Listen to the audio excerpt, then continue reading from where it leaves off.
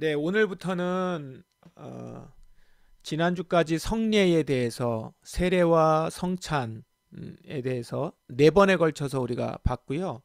오늘부터는 이제 가톨릭이 이야기하고 있는 칠성례 중에 이제 두 가지 성례는 봤잖아요. 세례하고 성찬을 봤는데 이제 나머지 다섯 개 성례가 그러면 왜 가톨릭이 성례라고 하지만 그것이 성례가 아닌가?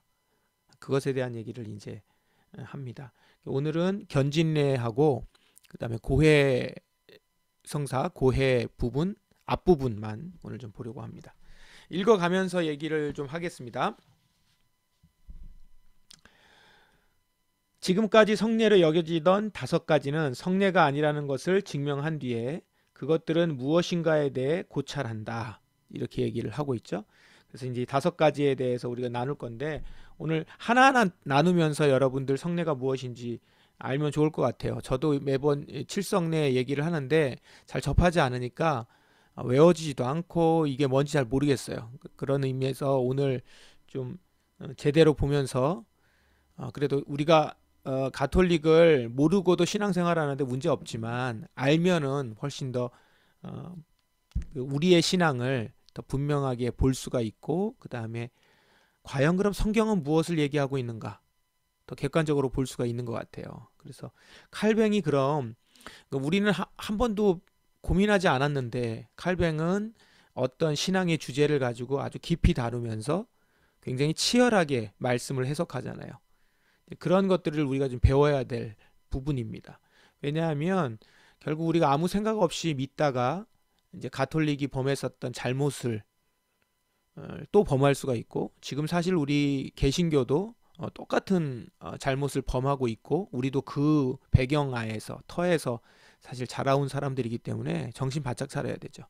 그래서 이 기독교 강요에 나오는 내용들이 지금 칼뱅은 주로 로마 가톨릭의 잘못된 부분들을 지적하고 있는데 오늘날에 대해서 우리가 배경 없이 읽으면 지금 그냥 우리 교회들에게 하는 얘기 같은 경우가 참 많죠. 그 부분을 좀 우리가 보신다면 생각해야 하고 말씀을 해석해야 하고 그것을 오늘 우리 시대에 적용해야 되고 이걸 아주 치열하게 그리고 교회 안에서 해야 된다라는 것 그리고 성경을 더 잘 알아야 된다는 것들을 우리가 좀 깨닫게 됩니다. 이 서론 부분부터 보십시다.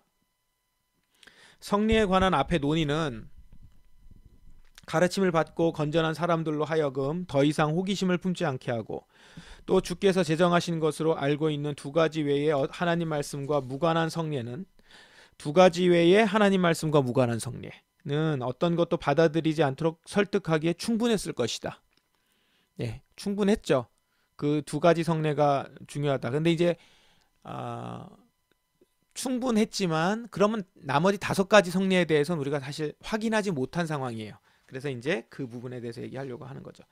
그러나 거의 모든 사람들의 담화나 모든 학교 강의나 설교에 흔히 등장하는 칠성사의 관념은 먼 옛날부터 자리 잡기 시작해서 아직까지도 사람들의 마음에 깊이 뿌리 박혀 있다. 이거는 로마 가톨릭뿐만 아니라 이제 개신교 종교개혁이 일어나고 있는 종교개혁이 일어나고 난 후에도 그렇다는 거죠. 따라서 내가 일반적으로 참되고 진정한 주님의 성례로 간주되어 온 나머지 다섯 의식들을 개별적으로 더 면밀하게 검토해서 모든 가식을 제거하고 여태까지 성례로 간주되어 온 것이 사실은 어떤 것들이며 얼마나 잘못된 것인가를 일반 사람들이 볼 수 있도록 폭로한다면 어떤 가치 있는 일을 하는 셈이 될 것이다. 이게 말이 이렇지 되게 어려운 일이에요. 모든 학교 강의나 사람들의 담화나 설교에서 흔히 등장하는 칠성례인데 그러니까 이미 그 기독교 제도권 안에서 자리를 다 잡았었거든요. 그것도 역사와 전통을 가지고 있어요. 이것을 지금 깬다는 것은 이것을 깰 만한 권위가 있어야 되는 거잖아요. 근거가 있어야 된단 말입니다. 그러니까 이게 종교 개혁과 더불어서 일어날 수밖에 없는 일인 거죠. 그리고 이 기반은 지금 누가 잡고 있냐면 로마 가톨릭 기존의 종교 지도자들이 다 잡고 있어요. 그리고 대부분의 크리스찬이라고 하는 그 일반 성도들이 다 알고 있는 것을 그게 성례가 아닌 것 그리고 그게 가식이라는 것 잘못된 것이라는 것 이런 것들을 이제 지금 얘기한다라는 거죠. 그래서 여기 보면 사실 굉장한 영적 전투가 있죠. 이 안에. 그 부분을 좀 보면서 생각하시면서 보시면 좋을 것 같아요. 무엇보다도 우리는 앞에서 빈틈없는 논증에 의해 명백히 못 박아 두었던 것, 즉 성례를 설정하는 결정은 이거 보십시오. 오직 하나님께만 속해 있다는 사실. 성례를 결정하는 결정은 하나님께만. 왜냐하면 하나님께서 얘기하신 그 예기 때문에, 예식이기 때문에. 사실 성례는 하나님의 확실한 약속에 의하여 신자들의 양심을 격려하고 위로해야 하는 거예요. 그러한 확실성은 사람에게서는 결코 얻을 수 없을 것이다. 그러니까 사람이 근거가 돼서 사람이 이것을 성례라고 얘기한다고 해서 줄 수 있는 게 아니라는 거죠. 성례는 우리에게는 하나님의 우리를 향한 선한 뜻의 증거가 되어야 하는데 인간이나 천사는 하나님의 선한 뜻에 대한 증인이 될 수 없다. 여긴 천사도 포함되죠. 왜냐하면 누구도 하나님의 모사가 아니었기 때문이다. 모사가 될 수 없어요. 주님만이 자신의 말씀을 통해서 자신에 관하여 우리에게 증거하신다. 성례는 하나님의 언약이나 약속이 보증되었다는 인침이다. 그러나 이것이 하나님의 능력에 의해 형성되고 계획되지 않았다면 물질적인 것들이나 이 세상의 요소에 의해서는 보증될 수 없었다. 그러므로 인간은 성례를 제정할 수 없다. 왜냐하면 인간에게 그토록 위대한 하나님의 신비들을 그처럼 초라한 것들 속에 감추어둘 수 있는 능력이 없기 때문이다. 성례를 성례답게 만들기 위해서는 하나님의 말씀이 선행되어야 한다. 이걸 전제로 지금 보는 거예요. 이걸 전제로 거짓 성례를 지금 구분한다라는 겁니다. 그러면서 이제 첫 번째가 이제 견진례, 견진 성례라고 하고 견진 성사라고 합니다. 이 내용을 읽어보면 견진례가 뭔지 나오는데 잠깐 그 선지식을 좀 여러분들한테 주고 얘기를 하고 그 다음에 보시는 게 좋을 것 같아요. 제가 잠깐 정리를 했는데 말씀드리면 이제 견진성사, 견진례가 뭐냐면 나타나는 대표적인 의식은 뭡니까? 책을 읽어보신 분들은 대충 아시죠? 기름을 바르는 의식이에요. 말하자면 도유, 기름을 바르는 의식인데 이것이 이제 세례하고 구분이 된 거죠. 원래는 세례 하나였다가 세례와 이 기름 부음이, 기름을 바르는 의식이 구분이 된 겁니다. 그래서 물 세례 다음에 기름 성령 세례. 그래서 이 기름을 바를 때 성령이 임하신다라는 거예요. 그래서 성령의 7가지 은사가 그때 임한다라고 했대요. 그래서 이제 처음에는 이것이 그냥 세례 하나에 다 담겨져 있었는데, 그리고 그렇게 기도하고 했던 것들이 이것이 이제 시간이 지나면서 아마도 한 4세기 지나면서부터 그렇게 된 것 같아요. 기독교가 공인이 되고 나서부터 이것이 2개로 나눠지면서 세례 이후에 한 1, 2년 후에 이제 성례, 견진 성례로 이렇게 나눠지게 된 거죠. 이것이 지금 개신교회는 거의 없습니다. 개신교회도 이 견진례가 비슷하게 있는데 그 이제 잔존이라고 하기보다는 같은 성격의 것이라고 볼 수 있는 것이 우리로 하면 입교예요. 입교를 이제 그런 걸로 볼 수 있는 거죠. 근데 이제 입교도 비슷한 거긴 하지만 우리는 기름을 바르거나 그러진 않죠. 기름을 바르는 교회도 있긴 있어요. 근데 기름을 바르진 않고 그냥 입교 의식만 하고 있고, 그 다음에 이걸 성례라고 우리는 하지 않아요. 세례에 포함되어 있습니다. 그리고 기독교에서는 우리 교단 같은 경우도 그러는데 세례하고 입교를 같이 봐요. 그러니까 어른은 세례 받으면서 입교를 하는 거죠. 유아는 유아 세례를 받고 나서 입교가 진짜 세례인 거고요. 이제 이렇게 보는 거죠. 그러니까 진짜 세례라는 말은 좀 제가 잘못하면 오해가 있겠네요. 이제 그 어른들이 하는 세례처럼 이렇게 그 의식을 똑같이 해요. 그래서 입교 의식은 세례 의식하고 같아요. 교단에서는 그렇게 돼 있습니다. 근데 성례는 아니라는 거예요. 그러니까 다른 성례가 아니라는 거죠. 세례하고 입교가 다른 성례가 아니고, 가톨릭에서는 세례 다음에 한 1, 2년 후에 시간차를 두고 견진 성례를 하는데, 이 견진 성례는 주로 주교들 중심으로, 감독 중심으로 이렇게, 그러니까 좀 높은 우리 사제들이 이제 한다라는 겁니다. 이게 이제 견진 성례의 그냥 간단한 개요입니다. 자, 이 견진 성례가 이제 가지고 있었던 특성들을 이제 보시면서 이 내용들을 한번 읽어 보십시다. 소위 견진례라고 하는 것은 인간의 경솔함으로 말미암아 하나님의 성례로 지정된 최초의 표지이다. 더욱이 사람들은 견진례가 세례 때 죄의 결백을 위해 주어졌던 성령을 수여해서 은혜를 증가시키는 능력이 있으며 세례를 통해 중생했던 사람들에게 싸워나갈 힘을 더해주는 능력이 있는 것처럼 꾸며왔다. 그러니까 세례를 통해 중생했던 사람들에게나 싸워나갈 힘을 더해주는 능력이 있는 것처럼, 또한 이 견진례는 기름 바름과 일정한 선언으로 행해진다. 성부와 성령의 이름으로 나는 그대에게 거룩한 십자가를 펼치며 구원의 성류, 구원의 성스러운 기름으로 그대에게 견진례를 베푸노라. 이 얼마나 아름답고 멋지게 이루어지는지. 그러니까 되게 근사하죠. 물에 잠기는 것보다도 또 달라요. 기름은 좀 특별하니까. 그러나 여기서 성령의 임재를 약속해주는 하나님의 말씀은 어디 있는가? 그들은 1.1핵도 보여줄 수 없다. 그들의 성유가 성령의 통로라는 것을 그들은 어떻게 확신시켜 줄 것인가? 성경에 그런 게 있냐는 거예요. 우리에게는 기름이 조악하고 불쾌한 액체 외에는 아무것도 아니다. 아우구스티누스는 물질의 말씀을 덧붙이라. 그러면 그것은 성물이 될 것이다 라고 말한 바 있다. 그러므로 만약 그들이 우리에게 그 기름이 단순한 기름 이상일 것임을 보이고자 한다면 바로 이 말씀을 제시하라고 나는 말하겠다. 그러나 만약 그들이 그렇게 했듯이 자신들의 성례 시행자들로 자인한다면 우리는 더 이상 논쟁할 이유가 없을 것이다. 자, 이 보십시오. 이 기름을 바른다라고 하는 부분이 기름을 바른다라고 하는 부분이 성령님이 이제 그 성령의 은사가 임한다 라는 것으로 의미한다라는 건데, 칼뱅은 그 얘기를 하는 거죠. 기름 부음이 성령의 은사라고 하는 근거가 어디 있느냐. 명령 없이는 아무것도 하지 않는 것이 사역자의 제1수칙이다. 그러면 이제 그들에게 이 사역을 뒷받침하는 어떤 명령이 있는지 제시하게 해보라. 계속 얘기하죠. 그러면 나는 한마디도 더 하지 않을 것이다. 진짜 그것이 있으면 그건 성례다 이 얘기죠. 말씀이 있으면. 만약 그들이 단 하나의 명령도 가지고 있지 않다면 그들은 자기들의 뻔뻔스러운 신성 모독을 변명할 수 없다라는 거죠. 근데 이제 칼뱅은 확신하는 거예요. 이건 성경적 근거가 없다. 밑에 보십시다. 3번. 정말이지 그들은 사도들을 예로 들어 자신들을 옹호한다. 그들은 사도들이 아무것도 경솔하게 행하지 않았다고 판단하기 때문이다. 참으로 그렇다. 그들이 사도들의 추종자임을 보인다면 우리는 결코 그들을 비난하지 않을 것이다. 그러나 사도들은 무엇을 했던가? 누가는 사도행전에서 예루살렘에 있던 사도들이 사마리아도 하나님의 말씀을 받았다는 소식을 들었을 때 그쪽으로 베드로와 요한을 보냈다. 두 사도는 사마리아인들을 위해 기도했는데 그것은 그들이 예수의 이름으로 세례를 받았을 뿐 아직도 아무도 성령을 받지 못했으므로 그들이 성령 받게 하기 위한 것이었다.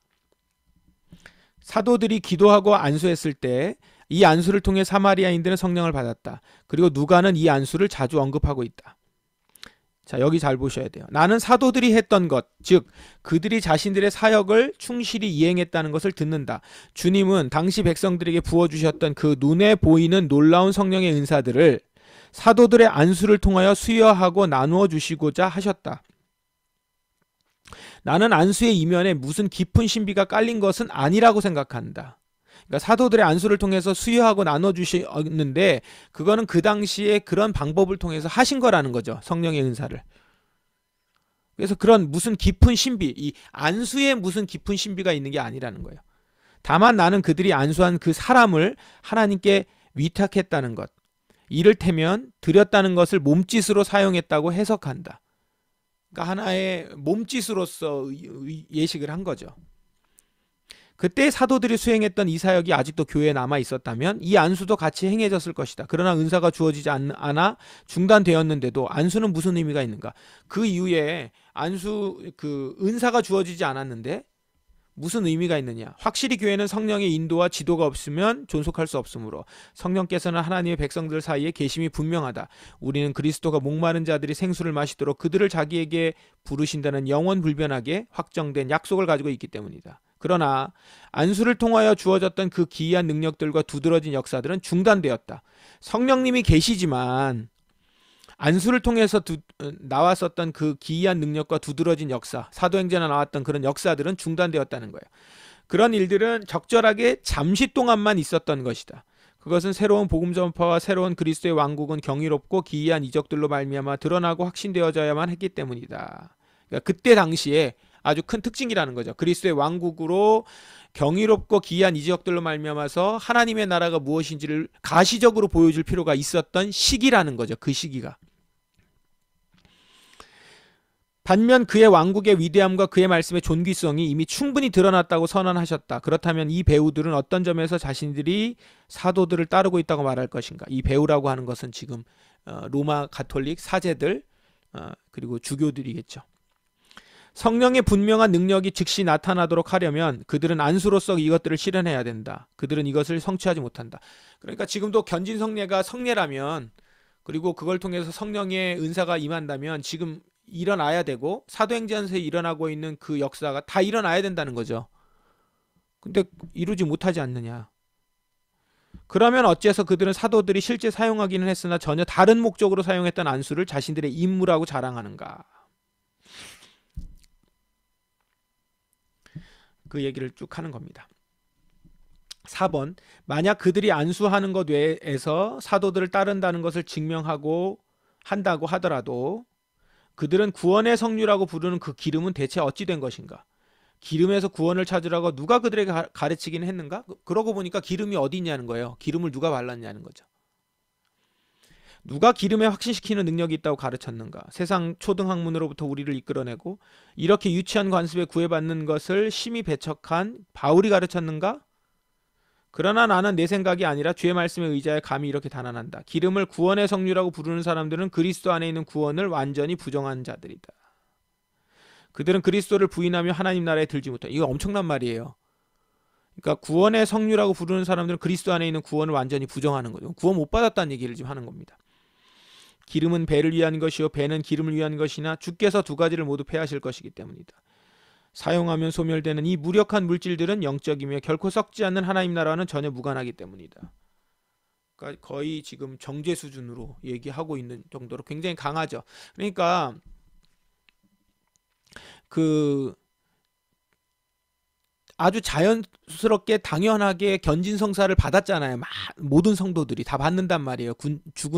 주교 앞에 서서 엎드리거나 이렇게 무릎 꿇거나 해서 받는데, 그리고 주교도 그거를 주면서 굉장히 거룩하게 주는데 그게 성경적 가치가 없다는 것 정도뿐만 아니라 구원을 완전히 부정하는 자들이다까지 얘기하면서 얘기하죠. 근데 이게 얘기할 수 있는 힘이 어디 있어요?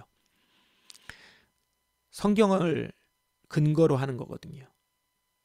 그러고 보면 이 사람들이, 그 수많은 사람들이 이 견진성례를 하면서 주교가 그거를 몰랐다고 할 수는 없겠지만 성도들이 아무런 문제의식 없이 그냥 받는 거잖아요.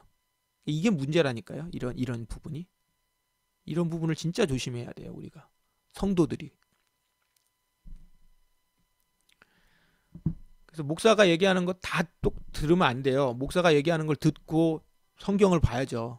그래서 맞으면 그거는 말씀대로 순종하는 거죠. 그게 아니고 그냥 목사님 말이니까 믿는다. 이거는 정말 잘못됐다. 이 같은 얘기인 거예요. 자, 그렇다면 무엇인가? 당신은 우리가 세례받은 그 물과 성찬에서 사용하는 빵과 포도주를 똑같이 판단하는가? 라고 누군가 질문할 것인가?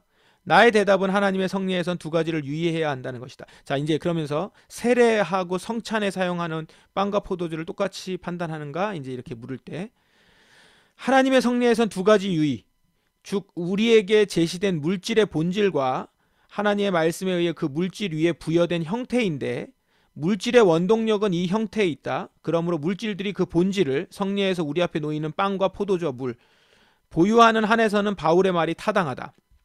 음식은 배를 위하여 있고 배는 음식을 위하여 있으나 하나님은 이것 저것을 다 폐하시리라. 왜냐하면 그것들은 이 세상의 형체와 함께 사라져 없어질 것이기 때문이다. 그러나 그것들이 하나님의 말씀에 의해 성례로 성별되어지는 한에서는 그것들은 우리를 육신 안에 묶어두지 않고 진정 영적으로 우리를 가르치게 된다. 그러니까 물질이 달라지거나 이렇게 성체가 된다거나 화채설처럼 그런 건 아니에요. 그 물질 그 자체로서의 그건 있어요. 그러나 이건 세상의 세상과 함께 없어질 것들이죠. 물질인 거지만 그 물질에 부여되어 있는 의미, 하나님이 부여하신 의미, 그것은 우리를 영적으로 가르치고 육신에 묶어두지 않고 그렇게 거룩하게 그거를 의미 있게 하면서 거룩하게 하는 거죠. 그런다고 빵이 거룩해지는 건 아니지만. 그래서 그 의미를 담고 신앙 고백을 했었던 그 모습으로 우리는 영원한 하나님 나라에 가는 거죠. 하나님이 살아계시고 그 말씀이 영원하니까. 그렇게 봐야 되는 겁니다. 그러나 우리는 이 기름이, 이제 기름 얘기 계속 나와요. 얼마나 많은 괴물들을 먹이며 키우는가를 더욱 자세히 조사해보자. 말 참 재밌게 하면서도 속 시원하게 하죠. 시원시원하게 합니다. 이 기름을 바르는 자들은 성령이 세례에서는 죄의 결백을 의해 주어지고 견진내에서는 은혜의 증가를 위해 주어지며, 그러니까 세례는 죄의 결백을 위해서 주어지고, 그러니까 죄 고백하고 거기를 깨끗하게 하는 데서 주어지는 거고, 견진내에서는 은혜의 증가를 위해서 주어진다고 얘기한다는 거예요. 또 우리는 세례에서 거듭나고 견진내에서 전투를 위해 무장된다고 말한대요. 그러니까 이게 은혜 증가인데, 그 이제 마치 그 성찬하고 비슷하게 보이는 건데 성찬하고도 또 달라요. 성찬은 은혜를 받은 자들이 그거를 강화시키고 도와주기 위한 것이고, 이거는 이 세례에서는 이게 없어요. 여기서 견진내가 말하는 것은, 견진내에서 은혜의 증가는, 이때는 견진내를 얘기하면서 세례에서는 그런 은혜의 증가가 없다라고 얘기를 하는 거예요. 그래서 세례에서 거듭나고 견진내에선 전투를 위해 무장된다고 말한다는 거예요. 그들은 파렴치하게도 세례는 견진내가 없어도 충분히 완성적인 것이라는 사실을 부인한다. 그러니까 세례가 완전하다는 사실을 부인한대요. 그러니까 얼마나 사악한가. 우리는 그리스도의 부활에 참여하기 위해 세례에서 그리스도와 함께 장사되고 그의 죽으심에 참여하지 않았는가. 이제 이건 우리 얘기죠. 그리스도의 부활에 참여하기 위해서 세례에서 그리스도와 함께 장사되고 죽으심에 참여하지 않는가. 더불어서 바울은 이 그리스도의 죽으심과 생명의 동참을 우리의 육을 죽이며 영을 살리는 것이라고 설명한다. 옛사람은 십자가에 못 박혔기 때문에 우리도 새 생명 가운데 행하게 하려 하기 때문이다. 이것이 바로 전투 준비가 아니고 뭐겠는가. 이거 전투 준비라는 거죠. 성령이 임하신 것이고 성령의 세례를 받은 것이고. 우리가 인용한 구절에서 누가는 성령을 받지 못했던 사람들이 예수 그리스도의 이름으로 세례받았다고 말한다. 이렇게 함으로써 누가는 그리스도를 마음으로 믿고 입으로 신한 사람들이 어떤 성령의 은사를 받는다는 것을 단순히 부인하지 않는다. 다만 그는 성령을 받음으로써 뚜렷한 능력과 확실한 은혜를 받는 것을 염두에 두고 있다. 그래서 사도들은 오순절에 성령을 받았던 반면 그리스도는 이미 오래전에 말하는 이는 너희가 아니라 너희 속에 말씀하시느니 곧 너희 아버지의 성령이시니라. 그에게 말씀하셨다는 거예요. 하나님께 속한 사람이라면 사탄의 흉악하고 위험한 기만을 알 수 있다. 사탄은 경솔한 사람들을 은밀히 세례로부터 떼어내기 위하여 세례에서 참으로 주어졌던 것이 그의 견진내에서도 주어진다고 속인다. 이것은 원래 세례에 대한 약속들을 세례로부터 잘라내어서 그것들을 다른 데로 옮기고 이전시키는 사탄의 책량임이 분명하다. 그러니까 원래 세례에 다 담겨있는 내용을 세례하고 견진내랑 이렇게 나누면서 이것이 나누어서 마치 견진내가 특별한 것처럼, 게다가 이제 뒤에 가보시면 견진내가 더 나은 거예요. 세례보다. 왜 그러냐면 이게 이제 역사적인 부분에서도 얘기가 나올 수 있는데, 세례는 그 일반 사제들이 할 수 있는 거예요. 세례는. 근데 견진내는 주교들만 해요. 그러니까 더 높죠. 그럼 보세요, 여러분들도 그렇죠. 부목사한테 세례받는 것보다는 담임 목사한테 세례받는 게 더 좋고, 유명한 담임 목사님한테 세례받는 걸 더 영광스럽게 생각하잖아요. 좋게. 근데 주교한테 받는 거하고 사제한테 받는 거 어떻게 더 높아 보여요? 견진내죠. 그러니까 견진내가 더 좋게 보게 돼 있는 거예요. 그렇게 된 겁니다. 그냥 세례보다는 견진내인 거죠. 게다가 기름 바르잖아요. 물이 아니고. 물보다 기름이 비싸니까. 이렇게 구분을 해놓는 거죠. 그러면서 특별하다라고 자꾸 만들어가는 거예요. 이게 이제 굉장히 악한 건데. 자, 그래서 세례 안에 있었던 것을 무색하게 만들어버리고 견진내로 옮겨가게 되고 떼어내어서 마치 견진내가 특별한 것처럼 얘기했다라고 하면서 지금 아주 그냥 이 칼뱅이 작심을 하고 지금 얘기를 하고 있는 것 같아요. 6번. 뿐만 아니라 그들은 모든 신자들이 완전한 그리스도인이 되기 위해서는 세례받은 후에도 안수받음으로써 성령을 받아야 된다고 덧붙인다. 완전한 그리스도인이 되려면 세례 받은 이후에 안수받음으로써 성령을 받아야 된다는 거예요. 그러니까 주교의 견진례를 통해서 성령을 바르지 않으면 결코 그리스도인이 되지 못한다는 거예요. 그러니까 견진례로 해야 된다는 거죠. 이것이 그들이 하는 말 그대로이다. 그러나 나는 기독교에 속한 것은 모두 성경에 규정되어 있고 포함되어 있다고 생각한다. 그런데 여기서는 종교의 참된 형태를 성경 이외에 다른 데서 찾아 배울 수 있다고 하는 것 같다. 여기서는 그런 것 같다는 거예요. 하나님의 지혜와 거룩한 진리, 그리스도의 가르침 전부는 그리스도인들의 초보에 불과하고 기름이 그들을 완성한다는 거예요. 그러니까 세례는 사실은 예수 그리스도로 말미암아 구원받았다는 고백이잖아요. 그걸로 끝 아니에요? 그걸 구원받는 거 아니에요? 그런데 여기서 지금 이제 거기까지는 기초, 초보. 그건 다 해야 되는 거고, 그 다음에 이제 기름이 그들을 완성한다라고 얘기를 했다는 거예요. 이 문장으로 인해서 대부분이 분명히 성유를 받지 않았던 모든 사도들과 많은 순교자들이, 그러니까 앞서 있었던 사람들 기름 안 받았으니까, 사도들. 왜냐하면 그때는 기독교의 아주 세부적인 점에서 그들을 완전하게 만들기 위해 그들에게 쏟아져 부어질 기름, 아니 아직 불완전한 그리스도인을 완전한 그리스도인으로 만들 기름이 없었기 때문에 이렇게 이제 쭉 썼어요. 그러니까 대부분이 성리를 받지 않았던 모든 사도들과 많은 순교자들이 정죄받는다는 거죠. 그렇겠죠. 기름을 안 발랐으니까. 그러면 내가 가만히 놔둬도 이 사람들의 잘못은 저절로 드러난다. 그들은 얼마만큼의 신자들에게 세례 후 기름을 바르는가? 그리고 그들은 불안 점을 쉽게 고칠 수 있었는데도 왜 그들의 회중 가운데 있는 그런 반쪽 그리스도인을 그대로 놔두고 있는가? 생략하면 엄중한 유죄 선고를 받게 될 일을 회중들이 하는데도 그들은 왜 비겁하고 나태하게 방관하는가? 갑작스런 죽음으로 기회를 상실한 사람 이외에는 구원의 획득에 그렇게 필요하고 필수적인 일들을 그들은 어째서 더 엄격하게 요구하지 않는가?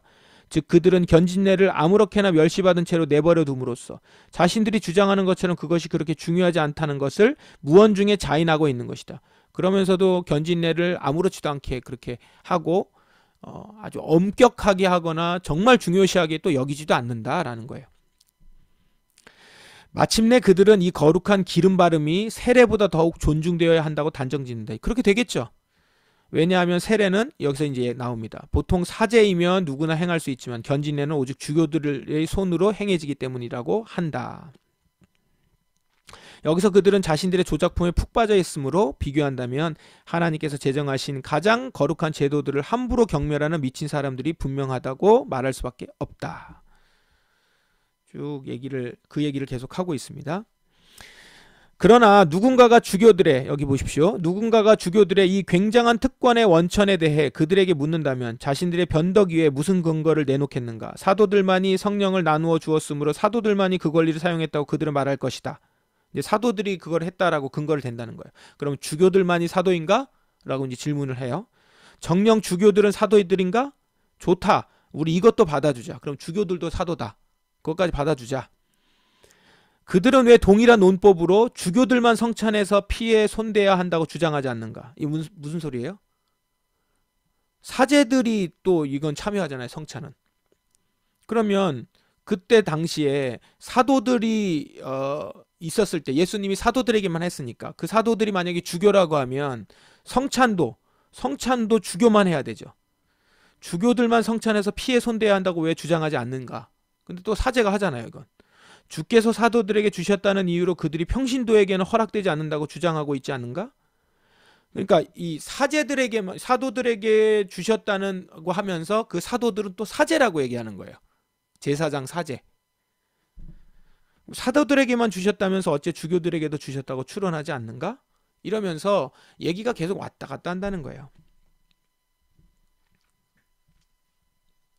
교황 그레고리우스의 서신에도 나와 있듯이 만일 이 직책이 하나님의 권한에 의해 주교들에게 속했다면 교황의 서신에도 나와 있듯이 왜 그것을 일반 사제들에게 함부로 넘겨주었는가? 이러면서 지적을 하고 있는 거죠. 그러니까 이거 하나도 안 맞는다.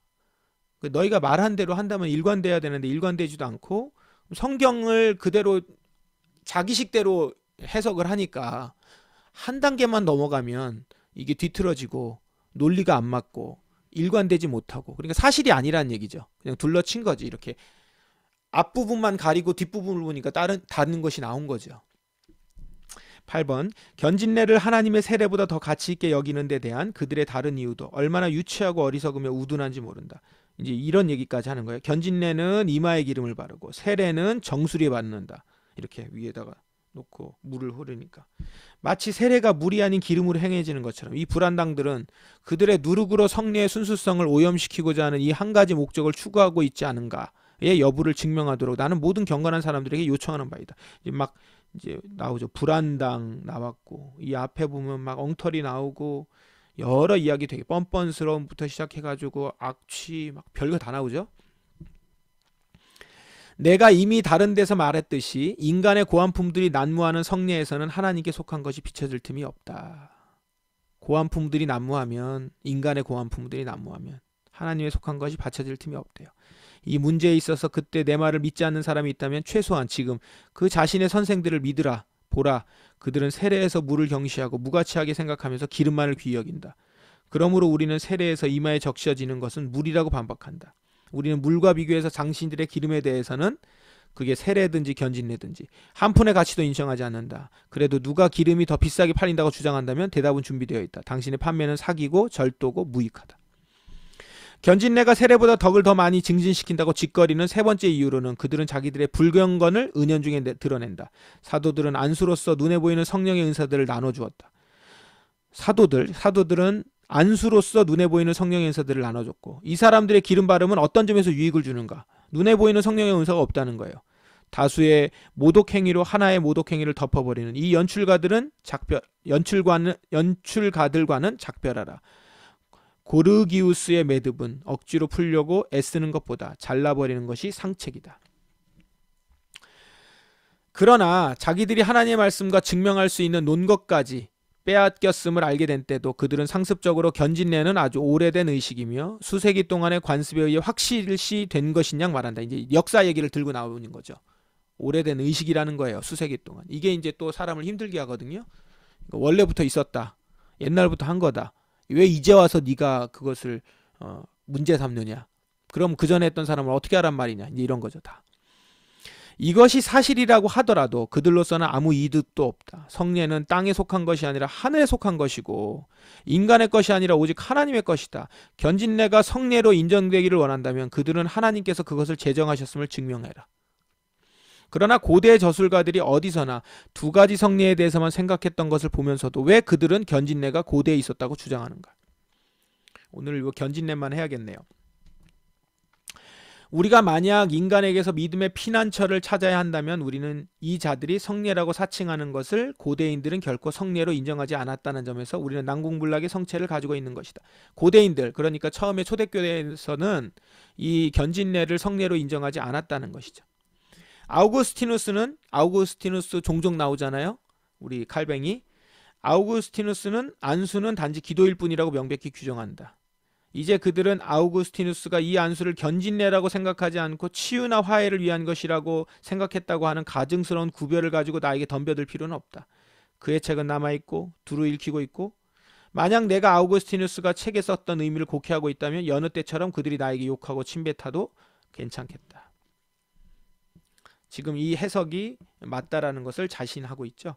우리 칼뱅은. 나는 이 기형적인 성례의 망령이 출현하기 전에 옛 그리스도인들 사이에서 존재했을 그 관습을 우리가 지켜왔더라면 참으로 좋겠다. 그것은 세례를 부당하게 만들지 않고는 생겨날 수 없는 견진례를 말함이 아니라, 그러니까 견진례를 자꾸 말하는 것보다 아이들이나 청소년들이 교회 앞에서 신앙 고백을 할 수 있게 하는 교육 방법을 말한다. 야, 이거 나오죠 지금. 아이들을 위한 교육 방법. 그리고 최선의 교육 방법은 이 일을 위하여 교리문답을 작성하는 것이다. 이 교리문답은 모든 기독교회가 이의 없이 받아들이는 우리 신조의 대부분을 간결하게 요약해서 포함시키는 것이어야 한다. 10살 된 아이는 교회 앞에서 신앙 고백을 하고 신조마다 질문을 받고 대답할 것이다. 무엇을 모르거나 이해가 불충분하면 가르쳐 줄 것이다. 그래서 교회는 보는 데서 가르쳐 줄 것이다. 그 아이는 신자들이 한 마음으로 한 하나님을 경배하는 바로 그 하나의 참되고 진지한 믿음을 고백할 것이다. 그리고 이 규율이 지금 시행된다면 자녀 교육을 전혀 무관심하게 방치하는 게으른 부모들을 필경 각성시킬 것이다. 이제 자녀 교육을 등한시하면 사회적으로 수치를 당할 것이기 때문이다. 그리스도인들 사이에 신앙상의 일치가 더욱 깊어질 것이며 편만에 있는 무지도 줄어들 것이다. 그러니까 우리가 자녀들, 부모들이 자녀를 교육하고 자녀들에 대한 교육을 중요하게 여기는 이유가 여기에 있죠. 분명하게 배우고 성경에 대해서 배우면 그것이야말로 옳은 대로 돌아가게 하는 시작점이죠. 이미 많이 하고 있었던 것을 자꾸 따라갈 것이 아니라 그리고 그것이 잘못됐다는 말만 계속할 것이 아니라 잘못했다는 걸 얘기해야 되죠. 해야 됨과 동시에 그러면 진짜가 무엇이냐 그거를 이제 가르쳐야 되는데 그 가르치는 것은 항상 다음 세대 미래부터 시작하여서 이제 새롭게 될 것을 생각하고 준비하는 아이들과 자녀들 청소년들을 교육이 중요하다라는 겁니다.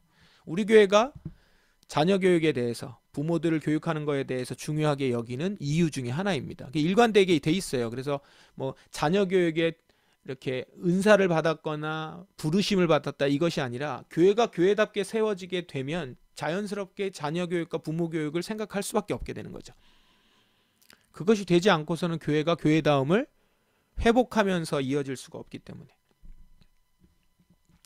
네, 오늘 내용이 그래도 좀 자세히 읽어가면서 쭉 했어야 돼서 견진례까지 하고 이 고해 부분은 읽으라고 말씀을 드렸는데 이 고해 부분은 이제 로마 가톨릭에서의 고해를 얘기하기 전에 회개에 대한 부분을 먼저 얘기하고 있어요. 그래서 이 부분도 여러분 읽어보신 분은 아주 도움이 됐을 텐데 다음 주에 하면서 고해 들어가기 전에 먼저 하고 하는 게 좋을 것 같습니다. 그래서 오늘 견진성례에 대한 부분을 칼뱅이 이야기하면서 어떻게 그것이 성례가 아닌지 그리고 우리의 성례가 어떤 것인지 이 부분을 오늘 함께 나누어 보았습니다.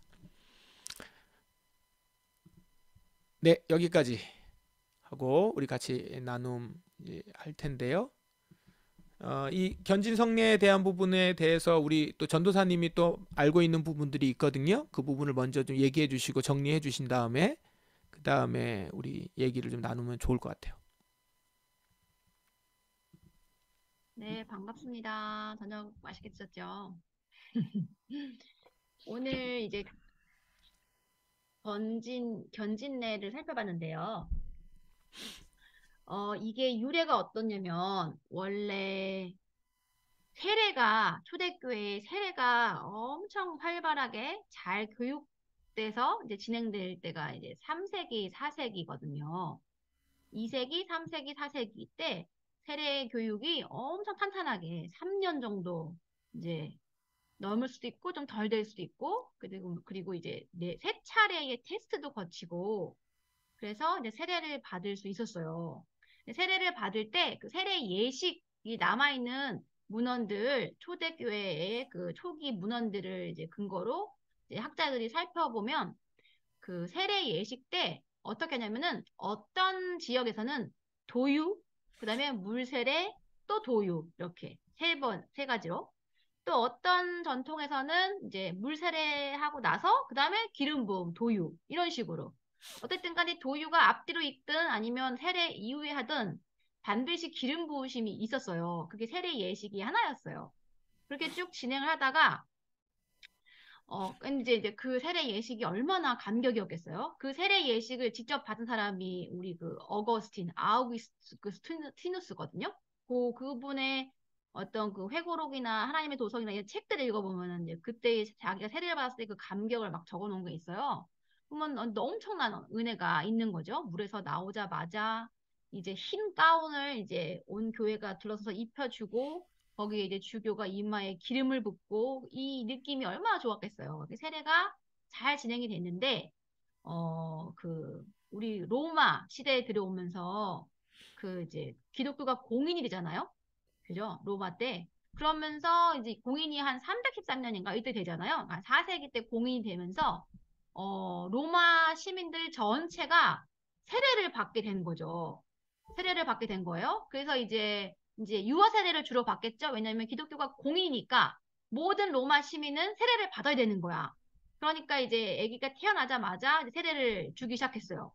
그래서 갓난아기를 꼭 흐르는 찬물에 넣어야 된다고 해가지고 그때 이제 세례를 받다가 죽는 아기들도 많았던 정도로 세례를 되게 중요시 여겼어요. 그렇게 이제 세례를 하다가 물로 하고 또 기름 바르고 막 이랬단 말이에요. 근데 이제 또 시간이 5세기, 6세기 넘어가면서 이제 너무 성도가 늘어나니까 그에 비해 사제의 수가 너무 적은 거예요. 그러니까 사제 위에 아까 뭐라 그랬죠? 주교의 숫자가 너무 적은 거예요. 그러니까 물세례를 주고 물세례는 교회 자체 내에서 사제 너희들이 줘 아니면 장로가 줘. 내가 시간이 날 때 가서 그때 내가 다시 기름 부어줄게 이렇게 해서 나누게 된 거예요. 그래서 그러니까 이게 사실은 사제 주교의 숫자가 적고 교인들이 급작스럽게 늘어남으로 말미암아 생긴 거죠. 세례가 제대로 안 된 거예요. 그래서 일단은 교회에 있는 이제 사제나 장로들이 물로 세례를 줘라. 그다음에 내가 시간이 내면 도착해서 다시 그 사람한테 기름을 그때 붓겠다. 이렇게 된 거예요. 그래서 이제 세례가 나누어진 거죠. 이게 정착이 돼서 어떤 인식이 가졌냐면 물 세례는 죄를 씻는 성령이 오시긴 오셔. 그래서 그 사람의 죄를 씻지만 아직 이 사람이 죄와 싸울 만큼 강한 자가 되지는 못한 거예요. 기름 부음을 못 받았기 때문에. 그래서 이제 나중에 시간이 그 이제 인터벌이 뭐 여기 주교가 시간이 돼서 빨리 오면은 뭐 1년 안에도 받았겠지만 또 막 5년, 6년, 7년 뒤에 받게 되고 막 이랬던 거예요. 이제 그래서 이제 기름은 훨씬 더 뭔가 고차원의 성령의 능력을 받는 그런 걸로 인식이 된 거죠. 근데 이제 그거를 지금 사도 바울이 아니라 칼뱅은 그래서 이제 그렇게 견진내가 고착이 돼서 다른 성례로 이제 딱 확증이 된 거잖아요.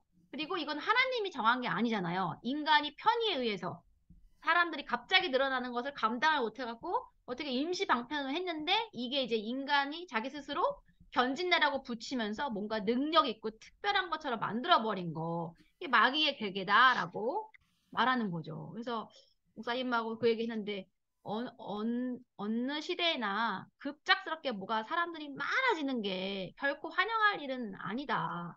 이런 생각이 들었어요.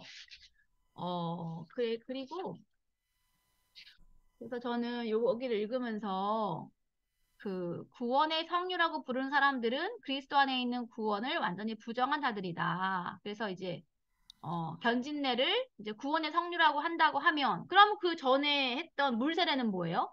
별 의미가 없는 거예요. 그저 가치가 떨어지는 거야. 그러니까 그게 바로 마귀의 계계이고 그리스도를 부인하는 정도까지 된다라고 이제 칼뱅은 분명하게 얘기를 하고 있는 거죠. 그러면서 여기 몇 번이죠? 4번에 보면 빵과 포도주를 어떻게 볼 것인가 이 표현에 이게 개신교 칼뱅의 그 성찬관이 잘 드러나네요. 이제 카톨릭은 빵과 잔이 우리 몸에 들어가서 실제로 예수님의 살과 피로 바뀐다는 거잖아요. 그죠? 화채설인데 여기 이제 칼뱅의 말에 보면은 그거는 그냥 본질은 안 바뀐다는 거예요. 빵은 그냥 빵이야. 탄수화물과 뭐 무기질, 단백질 이런 거야. 물은 그냥 뭐 H2O 그 성분은 그대로인데 안 바뀌는데 그것들이 성찬을 하게 되면서 영적으로 우리를 가르치는 물질이 된다는 거죠. 그죠? 그러니까 그거를 매개로 성령이 임재해서 우리로 하여금 하나님을 알게 한다. 이제 그 할뱅의 세례관이 성찬관이 잘 나타나 있는 거를 확인할 수 있었고요. 또 하나는 그래서 이제 칼뱅은 변진례를 반대하지만 이제 견진례가 이 카톨릭 때에도 10살 이후쯤 이제 진행이 됐거든요. 고착이 돼서. 그래서 유아 사례를 아무것도 모르고 봤던 아이들이 성인이 되기 전에 스스로 신앙을 고백하는 그런 또 이제 통로는 된 거잖아요. 그거를 칼뱅은 또 차용을 하는 거예요. 그래서 10살 정도 되는 아이로 하여금 교회 앞에서 자신의 신앙을 고백하게 하라는 요 부분 있잖아요. 이제 요게 이제 입교의 출발인 거죠. 개신교의 입교의 출발. 근데 왜 10살이냐? 이제 이걸 보면은 지금 이 친구들은 10살이면 한 15세 중학생이라고 보면 될 것 같아요. 왜냐면은 이 시대에는 다 빨랐잖아요. 우리 때보다. 우린 좀 늦고. 그래서 이제 10살, 그러니까 우리나라 현대 시국까지만 한 이제 중학생쯤 됐을 때 교리 문답을 공부하면서 무엇이 참된 진리인지를 이렇게 논리적으로, 교리적으로 공부를 해서 문답을 하고 그다음에 이제 공중 앞에서 그걸 고백하는 이것을 되게 중요하게 여겼잖아요. 이제 이게 우리의 입교의 이제 개념으로 볼 수 있는 거고, 그죠? 그래서 이제 처음에 입교 교리서를 처음 만든 사람은 그 루터잖아요, 루터. 루터가 가정에서 가정뿐만 아니라 이제 카톨릭 교회에서 교육이 전혀 없는 걸 보고 이래서는 안 되겠다 싶어가지고 만드는 게 교리 문답서, 소요리 문답인 거잖아요. 그거에 대응하는 이제 그 문답서가 칼뱅은 웨스트민스터 신앙고백서를 만든 거예요. 그거를 이제 10살쯤 되는 나이 이런 아이들한테 이제 우리가 믿는 바를 약간 이제 논리적으로, 교리적으로 그것을 공부해서 그렇게 표현하게 해야 된다. 선포하게 해야 된다. 그 중요성을 얘기하면서 자녀 교육에 대한 얘기를 했는데 정말 이거는 우리가 생각할 때는 16세기면 좀 덜 바쁘고 현대인보다는 덜 바쁘니까 자녀 교육을 잘 했을 것 같은데 이때에도 여전히 자녀는 그냥 방치되고 이랬던 것들을 볼 때 아, 이게 시대의 문제나 문화의 문제가 아니구나. 그냥 우리 부모와 우리 어른들 안에 있는 게으름의 문제라는 거. 그거를 좀 이제 볼 수 있었어요. 그래서 부지런히 자녀들을 가르치고 교육해야 된다라는 가치를 또 이제 칼뱅의 책을 통해서 확인하니까 또 새롭더라고요. 네, 이상입니다. 네, 고맙습니다.